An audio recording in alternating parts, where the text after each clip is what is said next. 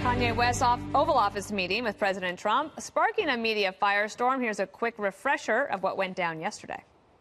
You know, they tried to scare me to not wear this hat, my own friends, but this hat, it gives me power in a way. When I put this hat on, it made me feel like Superman. If he don't look good, we don't look good.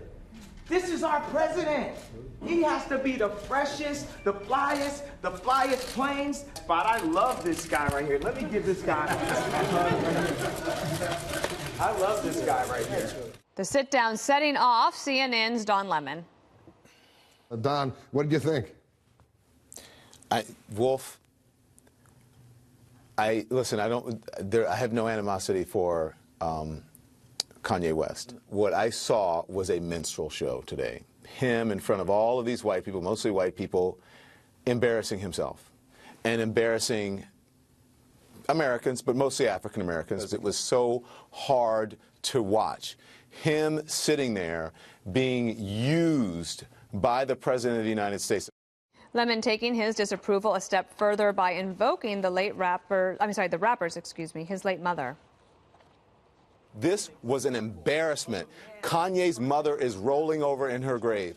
I spoke to one of her friends today, or texted with one of her friends today from Chicago, Donda's friends. I used to live there. I know him. She said Donda would be embarrassed by this. She would be terribly disturbed by this. And he needs a father figure. He needs someone to help him and to guide him. And he needs a hug more than anything. Kanye, back away from the cameras, go get some help, and then come back and make your case. Others in the media are also blasting the Kanye-Trump summit. Watch this.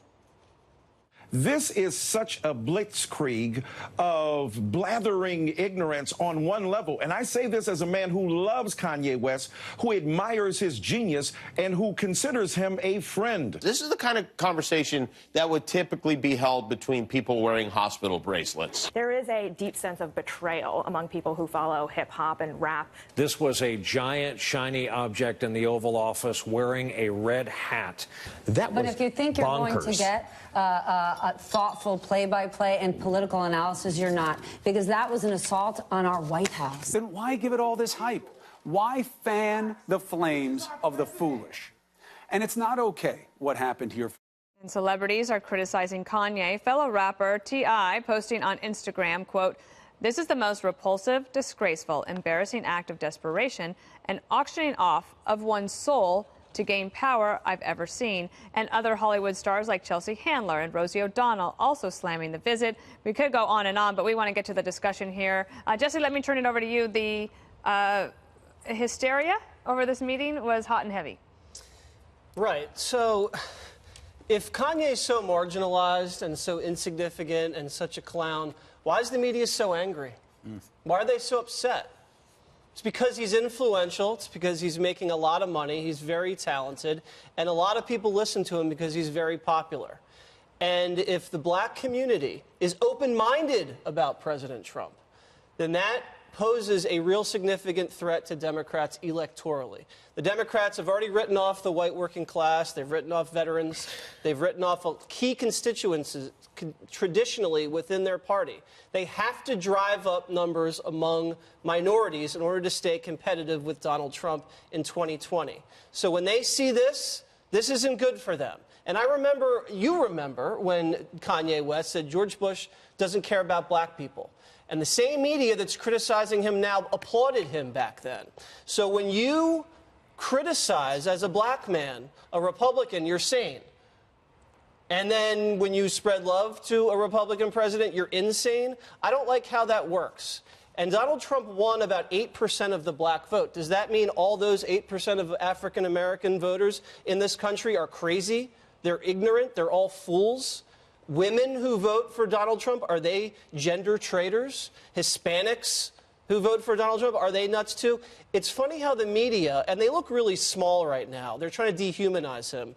When the media says that voting as a black man for Donald Trump is against your self-interest, who are they to determine who's someone's self-interest? Why can't black Americans determine their own self-interest by themselves? Why do they have to have the liberal media tell them what to do? And if you look at On Balance, Donald Trump's trade agenda, his manufacturing agenda, his immigration agenda is beneficial to black voters, policy-wise, and you can dislike him for other things, and that's fine. But on balance, I think it's fair for black Americans to say, you know what, I could consider the Trump agenda, made in America, make America great again. Yeah, and in that scenario you talked about back in 2005, at least in the recent past, Kanye West has actually apologized for saying that. The media never would apologize. And I just want to say, I'm part of the American media, and when he said that about President Bush, I was someone who definitely was highly critical because, again, he didn't know what he was talking about. So here you come and you say, oh, why can't black people be open-minded about President Trump, this and that? Hey, guess what, Jesse? By your own measure, 92% of black people said our self-interest is not being served by the agenda being promoted by this president. So he can't think for himself? No, if he was thinking for himself, he would have had some substantive argument to make. Instead, here's what he said, Jesse. Yeah. Oh, I put on this hat, and it gives me superpower. I really want a father figure, and then, you know, he's separated by the desk. He has to get up and walk around. Trump doesn't even get up to hug the guy. He's there hugging Trump like he's holding on. He's trying to get something out of this. So is Jim Brown a fool? No, let me finish. Jesse, did I interrupt you? Go ahead. Come on, man. So what I'm saying to you is you hear this man say stuff like, oh, Trump's on a hero's journey. Maybe he's on a folly. I don't know. But all it looked like was some guy ranting, and I am, you know, personally offended by the kind of profanity he brought there. I don't understand how anybody can tolerate it. Said it's a big effing but deal. I don't get this. When you had people like Common, Jay-Z, Kendrick Lamar doing things with President Obama, the right wing went nuts. They said these guys are rappers. Some of them associate with thugs and gangsters. Hey, what about this guy? All of a sudden, the man who's insulted Republicans, the man who has nothing to say other than his hat gives him superpower, is a Republican hero? This is ridiculous. It's absurd. And Don Lemon, amen. This is someone who is a shameful example of behavior in the presence of a powerful white man. I thought it was shameful how he went after his mom like that. You never go after someone's mother, Juan. He didn't go after his mother. He said his mother would be rolling up. Yeah, that was a cheap shot. The audience here, by the way, it was a cheap shot. It wasn't. You distort this whole conversation. This was not about black people or about his impact on the black vote. This is about how white Americans who say, hey, Trump has problems with race, feel about Trump. Now Trump says, hey, look, America, I got a black friend in a red hat. Okay, you guys, I'm going to have to interrupt. The reason I was looking like that is because we have tape from President Trump. Watch. From Turkey. He's, I think, in good shape. He'll be stopping most likely in Germany for a full checkup. And then he's going to be coming to the Oval Office, most likely on Saturday. But we're very honored to have him back with us. He suffered greatly, but we're very appreciative to a lot of people, So Pastor Brunson's in the air, heading to Germany, and then coming to the U.S. He'll be landing on Saturday, most likely Saturday in D.C. What caused the release, Mr. President? Well, we spoke to Turkey, and he went through a system, and we got him out. They've been trying to get him out for a long time. Well, this has nothing to do with anything. There was no deal made at all. There was no deal. But we're very happy to have him and have him in good shape. I hear he's in very good shape. Mr. President, are you reevaluating the relationship with Saudi Arabia? Well, we're going to find out what happened with respect to the terrible situation in Turkey having to do with Saudi Arabia and the reporter. And nobody knows quite yet. Nobody's been able to put it all together. People are starting to form ideas, and as they're formed, we'll let you know. But it certainly is a terrible thing. Has your record been overlooked for too long? Excuse me? Has their record otherwise been overlooked for too long? Well, I think a lot of records are overlooked. If you look at Iran, if you look at so many other countries, take a look at Syria, you take a look at a lot of countries' records have been overlooked. But this is a very serious thing, and we're looking at it in a very serious manner. Okay? And we'll see you. We have a big crowd. Have you spoken to the king of Saudi Arabia about this matter? I have not called him. I will be calling him. I will be calling at some point King Solomon. You know, you're right in the way of the camera behind you. I'm sure they think you're a very good-looking guy, but maybe not that good from the back, right? All right. So go ahead. So you plan to call him soon? Could you tell us I'll what be that conversation? Speaking to him. Yes, pretty soon. What will that conversation be like? Well, I can't tell you, but I will say that they are looking very hard and fast. And not only us, a lot of people are looking to find out because it is potentially a really, really terrible situation. So we'll see what happens. Was it a mistake for Jared to develop such a close relationship with Yes. Was it a mistake for Jared to develop such a close relationship with the No, crown prince? I don't know if it's any closer than other relationships that people have. We have a lot of very close relationships with a lot of countries. But this is a serious problem. Thank you. For the Treasury Secretary to go to their investment conference? Well, I guess a lot of people are going over to an investment conference, and he actually called this morning, and he will make that determination. But he was partially over there anyway. A lot of people are going over to the investment conference. We'll see what happens. Maybe some won't be going. We'll make that determination very soon, okay? We'll see you over at the rally. Have you read the UN climate report yet?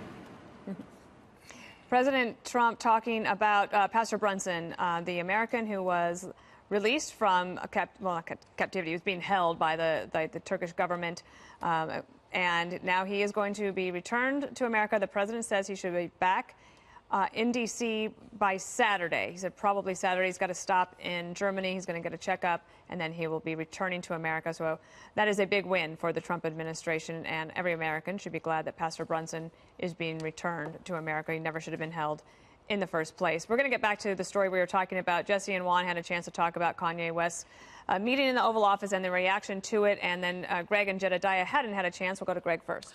Well, first, good news about the pastor. It shows what happens when you have a president who doesn't blink. They knew that he wasn't going to change his mind. And their economy is in a free fall. Yeah, so here's I want to address the central argument that Lemon has and others have when you describe somebody as a minstrel or as a prop. I've learned in my life that any criticism that can be applied everywhere is useless. It's pointless. For example, I could just as easily look at Don Lemon and say, wow, CNN pulled out their prop. They needed somebody to talk about Kanye, so they called up the black guy. So you can use this. You can use this here on the 5 with Juan. I can call you a prop, but I would never do that. The fact is, this sort of criticism can be applied anywhere that there are blacks and whites together. That's my point. Wherever you see an olive branch between a black person and a white person, somebody can say, ha! The white's using him as a minstrel, and the black is seeking power. You can say that now for everything, and that's why it's so dangerous. Why not just take it for what it is, which you're seeing people actually having a dialogue? When you reduce somebody to a minstrel, or you have the gall to actually bring up his late mother to make a point, in which you use his late mother as some kind of vessel for your own envy. What I saw there, I saw a person who felt ineffectual, who felt that he's not part of the game. So he sees what's going on in the White House, and Lemon in his brain is saying, why can't that be me? That's not fair. I should be there. And so he went after this guy because this guy has the guts to stand up and take the slings and arrows. If CNN were around 2,000 years ago, the C would stand for crucify him. Jedediah, what do you think about especially the comments that he is mentally ill? And that, to me, felt a little over the line. Over the line. And what bothers me about this is that they've infantilized Kanye. This is a guy who's been very successful. He's a successful businessman. He went in there. He wasn't just talking nonsense, as some have said. He was talking about stop and frisk. He was talking about what he cares about. I mean, what do you think all these celebrities that went into the Obama White House, you think they were all policy experts? They all went in and they sat down and they were a Dana Perino? No, they had an opinion. They cared about issues. They went in. They made their case. The criticism from the right was not personal attacks of those people. It was not saying things which have been said about Kanye, that he's dumb, that he's sick, that he's a madman, that he's a traitor. All of that has been said about Kanye. People were saying, when folks on the left were going in, celebrities on the left were going in to meet with Obama and all that, the commentary was, well, this is typical because, you know, Democrats and Hollywood are hand in hand. No one was going out there and saying personal attacks, oh, George Clooney is mentally unstable. This is over the line. This is because they cannot handle dissent. They cannot handle dissent. And as someone who has lived in New York City her whole life, I went to Columbia University, I taught in liberal academia, I can tell you that when you stand out, there is a pattern on the left of having to marginalize that person, of having to point out that there's something wrong wrong with them, of having to drive them out. They are now trying to ruin this guy's career and ruin his credibility. And they're going to stop at nothing. And I have a real problem with that. Whether I agree with Kanye or not, that type of behavior should not be accepted. By the way, Greg, I just don't want it to go without comment that I don't think I'm a token or But you see my point about the argument. I don't see your point, because I don't think anybody would say that to you, Greg. No, my point is anytime. And I don't think that, given my record as a journalist, I don't think there's any way that you'd say, oh, but gee, does Juan Williams I'm talking about the superficial looking at color. People looking at color and going, oh, there's a black person and a white person. Greg, I'm saying it could be used anywhere. As a white person, I would say, listen, what happened? This is what Jedediah was saying. Let's look at the substance. Let's make a judgment. Exactly. And when I looked at the substance, I saw nothing but a public relations stunt put on by the president, and maybe Kanye deciding it helped his reputation. I am the token short person here. That is true. What? Wait a minute. I'm the token male short person. Thank you. Let's be specific. All right.